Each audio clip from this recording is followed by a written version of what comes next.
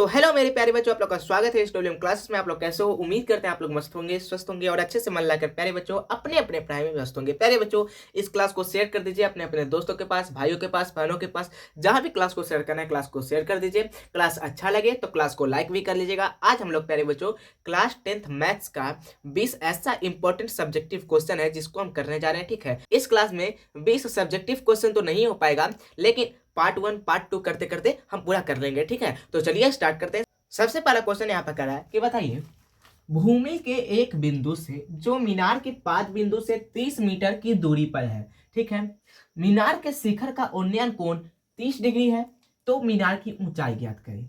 हमें यहाँ पर दिया क्या गया है, सबसे पहले तो हम ये समझेंगे। कहा है कि भूमि के एक बिंदु से जो मीनार के पाद बिंदु से 30 मीटर की दूरी पर है। ठीक है, तो सबसे पहले हम इसको लिखते हैं सॉल्यूशन। ठीक है बाबू, देखिए क्वेश्चन यहाँ पर क्या रहा है कि मीनार के पाद बिंदु से, तो मान लीजिए ये मीनार है। ठीक है बाबू, ये मीनार है, तो मीनार के पाद बिंदु कहाँ होगा? नीचे। तो मीनार के पाद बिंदु से 30 मीटर की दूरी पर, तो यहां से लेकर के यहां तक दूरी बना दो। 30 मीटर की दूरी पर ये कितना दूरी हो गया? 30 मीटर। ठीक है, 30 मीटर की दूरी पर मीनार के शिखर का उन्नयन कोण, और ये मीनार का शिखर है, तो इसका जो उन्नयन कोण है बाबू, वो कितना दिया गया है? 30 डिग्री है। तो यानी कि इसका उन्नयन कोण 30 डिग्री है। ठीक है, तो मीनार की ऊंचाई ज्ञात करें। तो सबसे पहले हम इसका लिख देते हैं नाम। ये है ए, ये हमारा बी, और ये हो गया हमारा सी। ठीक है, ये क्या है हमारा? ये है हमारा मीनार। क्या है? मीनार। ठीक है, अब उसके बाद यहां पर बाबू दिया क्या गया है? यहां पर दिया गया है जो मीनार है। ठीक है, मीनार के पाद बिंदु से 30 मीटर की दूरी पर मीनार के शिखर का उन्नयन कोण कितना है? 30 डिग्री। तो यही दिया गया है, ये 30 मीटर दूरी है, यहां से लेकर के यहां तक की दूरी है। तो सबसे पहले इसको बनाते हैं। तो यहां पर बाबू चलेंगे त्रिभुज ए बी सी में हम मान लेते हैं, सबसे पहले यहां पर हम लिख देते हैं। ठीक है, उसके बाद हम चलेंगे यहां पर लिख देते हैं, माना हमें निकालना क्या है? मीनार की ऊंचाई। तो हम लिख देते हैं माना मीनार की ऊंचाई। मीनार की ऊंचाई हम क्या मान लेंगे? मीनार की ऊंचाई बराबर हम मान लेंगे h।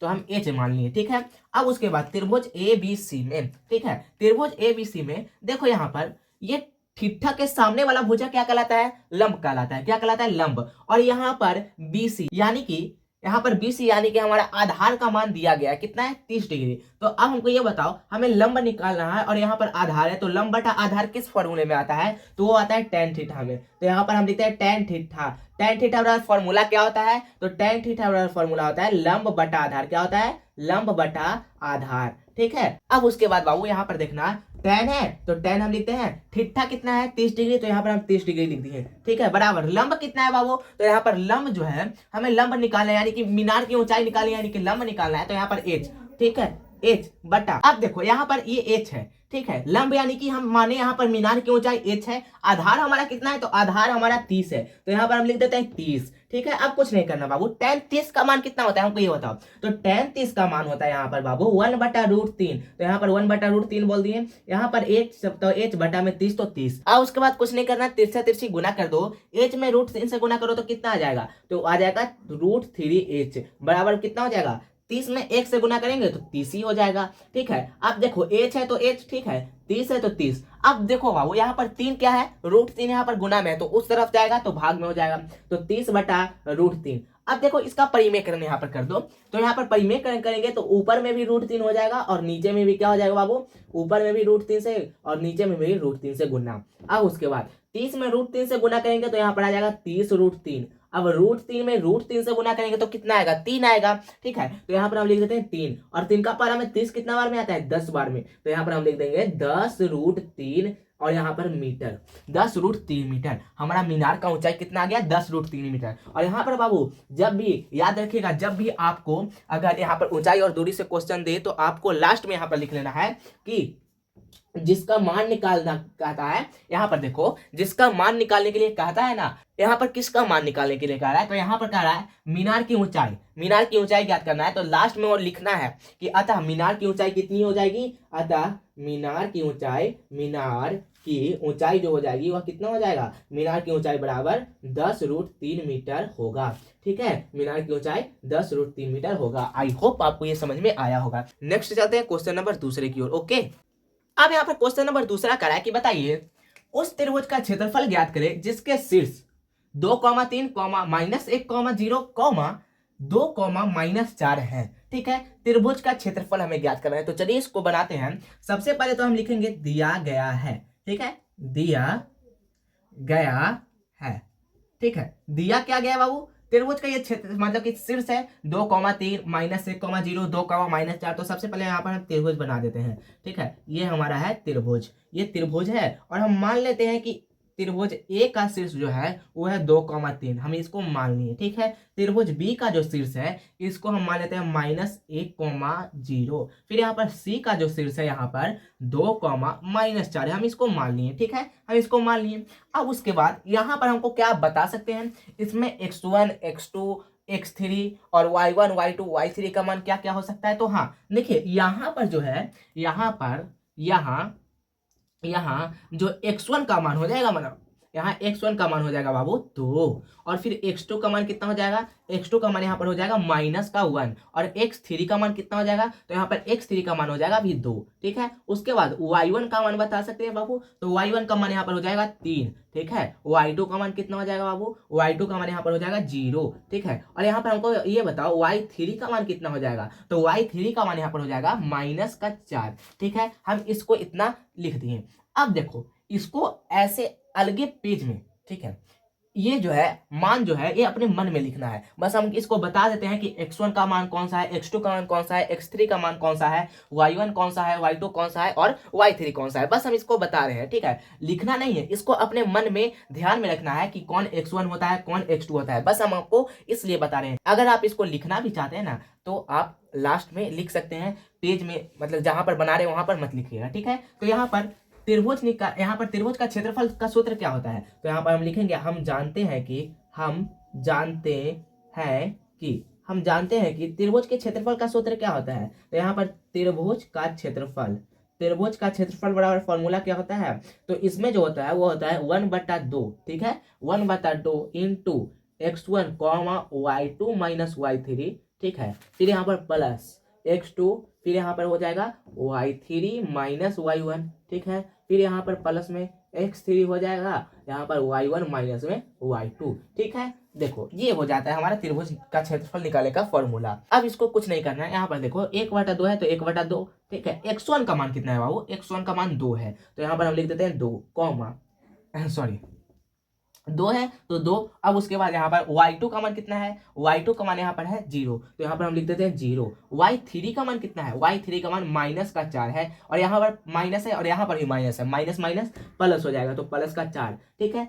x2 का मान कितना है, तो x2 का मान -1 है, देखो यहाँ माइनस है और यहाँ प्लस है तो प्लस माइनस -1 हो जाएगा, ठीक है। उसके बाद y3 का मान कितना है, y3 वहां पर हो जाएगा y3 का मान -4। उसके बाद क्या है, y1 का मान कितना है, तो y1 का मान 3 है, तो यहाँ पर माइनस है तो माइनस 3 तो 3, प्लस में x3 का मान कितना है, तो x3 का मान 2 है, तो यहाँ पर हम 2 लिख देते हैं, ठीक है। y1 का मान कितना है, फिर देखो y1 का मान 3 है, तो यहाँ पर हम 3 लिख देते हैं, माइनस में अब हमको ये बताओ y2 का मान कितना है, तो y2 का मान 0 है, तो हम 0 लिख दें। पूरा का मान हमें पता चल गया कि कौन किसका मान है, हम पूरा इसको लिख दिए, ठीक है। अब इसको हम इरेज कर देते हैं, ठीक है, इसको हम इरेज कर देते हैं, इसका कोई काम नहीं है, बस हम इसको समझाने के लिए आपको लिखे थे। अब इसका सॉल्यूशन करो, तो 1/2 तो 1/2, अब 2 है तो 2, कुछ नहीं गुना, 0 और 4 को जोड़ेंगे तो 4 ही आएगा, माइनस में 1 है तो 1 गुना -4 और -3 क्या हो जाता है, तो माइनस का यहाँ पर हो जाता है 7, प्लस में 2 है तो 2, कुछ नहीं तो गुना, 3 में 0 घटाएंगे तो यहाँ पर 3 आ जाएगा, ठीक है।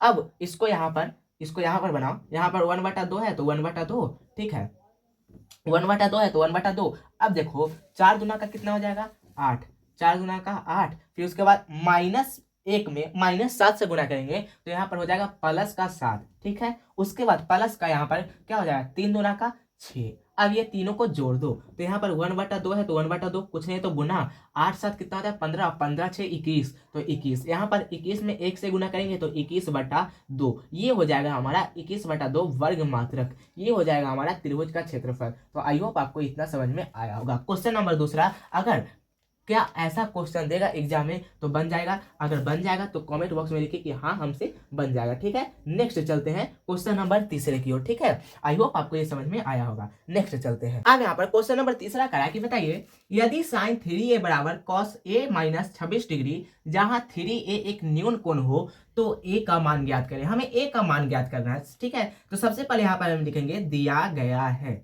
दिया गया है, क्या दिया गया है? यहाँ पर देखो, यहाँ पर दिया गया है साइन 3a बराबर यहाँ पर है कॉस a माइनस 26 डिग्री। ठीक है, ये हमें दिया गया है। अब उसके बाद साइन को कॉस में चेंज कर दो तो क्या हो जाएगा? कॉस है तो कॉस यहाँ पर 90 माइनस क्या हो जाएगा हमारे पास 3a। जब हम साइन को कॉस में चेंज करेंगे तो यही हो जाएगा साइन अथी जब हम साइन को कॉस में चेंज करेंगे तो ये होगा कॉस 90 माइनस 3a। ठीक है, आप लोगों ने फॉर्मूला पढ़ा होगा कि कॉस 90 डिग्री माइनस थीटा बराबर होता है साइन थीटा। ठीक है, और साइन थीटा बराबर क्या होता है? Cos 90 degree minus theta. तो हम इसको चेंज कर दिया, इससे कोई दिक्कत नहीं होना चाहिए आप लोगों को। फिर उसके बाद कॉस है तो कॉस यहाँ पर क्या हो जाएगा a माइनस 26 डिग्री। ठीक है, देखो यहाँ पर भी कॉस है और वहां पर भी कॉस है, तो कॉस से कॉस क्या हो जाएगा? खत्म हो जाएगा। तो हमारे पास बचेगा कितना? तो हमारे पास बचेगा 90 माइनस 3a बराबर में यहाँ पर बचेगा a माइनस का 26 डिग्री। ठीक है, उसके बाद देखो 90 है तो 90। अब देखो बाबू 26 उधर माइनस में है तो इस तरफ आ जाएगा तो ये हो जाएगा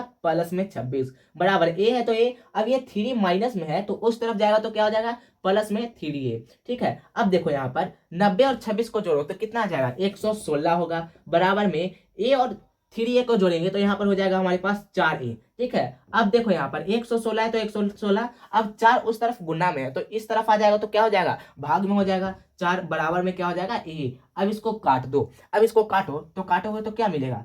4 का पारा में 116 कितना बार में आता है? काटो यहाँ पर 116। ठीक है, तो यहाँ पर 4 दुना का 8, 11 में से 8 गया तो 3, फिर ऊपर से उतरेगा 6, 4 नामा 36, तो 29 बार में, तो यानी कि ये 29 बार में कट जाएगा। तो इसलिए a का मान कितना हो जाएगा बाबू? a बराबर हो जाएगा 29। ये हो गया हमारा आंसर। ठीक है, a बराबर 29 डिग्री। आई होप आपको इतना समझ में आया होगा। ऐसा क्वेश्चन आपके एग्जाम में आता है तो इसको ध्यान में रखिएगा। ठीक है ना, नेक्स्ट चलते हैं। अब यहाँ पर क्वेश्चन नंबर चौथा करा है बाबू, की कह रहा है कि बताइए tan स्क्वायर 60 डिग्री प्लस में 4 साइन स्क्वायर 45 डिग्री प्लस में 3 सेक स्क्वायर 30 डिग्री प्लस में 5 कॉस स्क्वायर 90 डिग्री बट्टा में कॉसेक स्क्वायर 30 डिग्री प्लस में सेक स्क्वायर 60 डिग्री माइनस में कॉट स्क्वायर 30 डिग्री, इसका मान निकालना है। तो चलिए इसको हम बनाते हैं। यहाँ पर सबसे जैसा है वैसे उतार दो।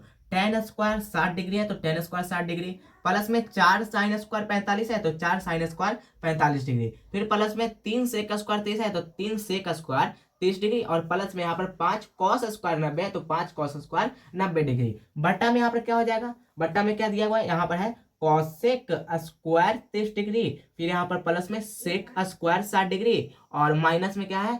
Cot square 30 degree. इतना दिया गया है। ठीक है, अब चलिए इसको बनाते हैं। यहाँ पर देखो, गौर से देखना, tan है तो tan। ठीक है, पहले हम यहाँ पर हमको ये बताओ कि tan स्क्वायर 60। ठीक है, तो हमको ये बताओ tan 60 का मान कितना होता है? तो tan 60 का मान होता है √3, तो इसका हो जाएगा क्या? स्क्वायर, होल स्क्वायर, प्लस में 4 है तो 4, कुछ नहीं तो गुना। साइन 45 का मान कितना होता है? साइन 45 का मान होता है 1/√2, इसका क्या है? होल स्क्वायर, तो इसका होल स्क्वायर कर देते हैं। ठीक है, उसके बाद प्लस में यहाँ पर क्या हो जाएगा?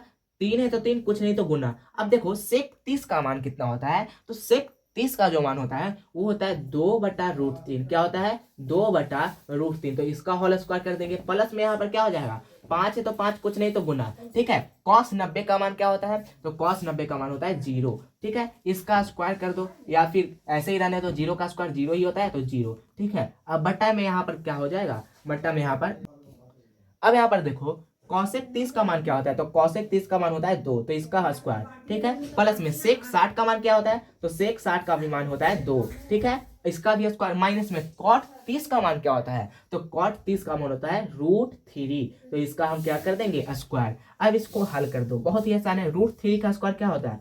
यहाँ पर 3, प्लस में 4 है तो 4, ठीक है, कुछ नहीं तो गुना। 1 का स्क्वायर 1 और √2 का स्क्वायर यहाँ पर हो जाएगा 2। ठीक है, प्लस में 3 है तो तुम कुछ नहीं तो गुना। अब यहाँ पर 2 का स्क्वायर कितना होगा? 4 बटा में √3 का स्क्वायर यहाँ पर 3 हो जाएगा। प्लस में 5 में 0 से गुना करेंगे 0।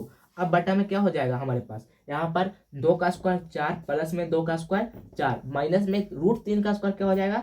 3 हो जाएगा। अब फिर इसको क्या करना है? देखो यहाँ पर देखो यहाँ पे काटो, 2 दूना का 4, ये कट गया, 3 से 3 खत्म हो गया, तो बचेगा क्या, यहाँ पर बचेगा 3, तो 3 प्लस में 2 में 1 से गुना करेंगे तो 2 हो जाएगा, ठीक है, प्लस में यहाँ पर क्या बचा, केवल और केवल 4 बचा, तो यहाँ पर 4, ठीक है, 0 को छोड़ दो। अब बटा में क्या हो जाएगा, बटा में यहाँ पर हो जाएगा 4 4 8, 8 में से 3 गया तो कितना बचेगा 5। तो इसको अच्छे से करो तो देखो 3 2 5, 5 और 4 कितना हो जाएगा 9, ठीक है, बटा में यहाँ पर क्या हो जाएगा 5 हो जाएगा, तो यहाँ पर 9/5 आपका सही आंसर हो जाएगा, ठीक है,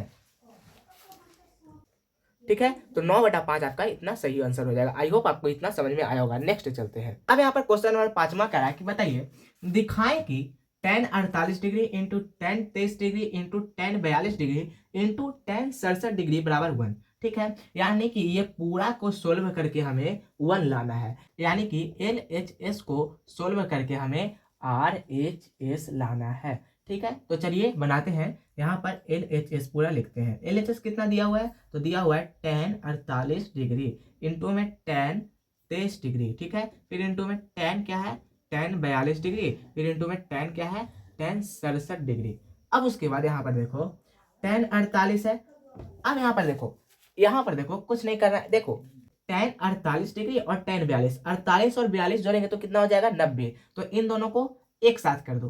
फिर यहाँ पर tan 23 और tan 67, 23 और 67 जोड़ेंगे तो क्या हो जाएगा 90 हो जाएगा, तो इन दोनों को भी एक साथ कर दो। तो यहाँ पर करो tan 48 है तो tan 48 डिग्री, ठीक है, इंटू में क्या हो जाएगा tan 42 डिग्री, तो यहाँ पर आ गया tan 42 डिग्री। अब यहाँ पर क्या होगा tan 23 डिग्री, तो tan 23 डिग्री, अब इंटू में tan 67 डिग्री। अब कुछ नहीं करना है, देखो tan है तो tan 48 है तो 48 डिग्री। अब इन दोनों में किसी एक को तोड़ना है, तो हम इसको ऐसे ही रहने देते हैं, tan को इसको तोड़ते हैं, तो इसको किस में तोड़ना है कॉट में। तो इसका फॉर्मूला क्या होता है, इसका फॉर्मूला होता है कॉट 90 डिग्री माइनस थीटा, यही होता है हमारा formula, cot 90 degree minus theta, ठीक है। उसके बाद इंटू tan है तो tan 23 डिग्री तो 23 डिग्री, इसमें भी इसको ही हम तोड़ देते हैं, तो तोड़ो इसको तोड़ेंगे तो क्या हो जाएगा कॉट 90 डिग्री माइनस थीटा, यानी tan थीटा का फॉर्मूला आप लोगों ने पढ़ा होगा ना, tan थीटा का formula cot 90 degree minus theta, तो हम वैसे ही तोड़ रहे हैं। थीटा की जगह पर कितना है 67,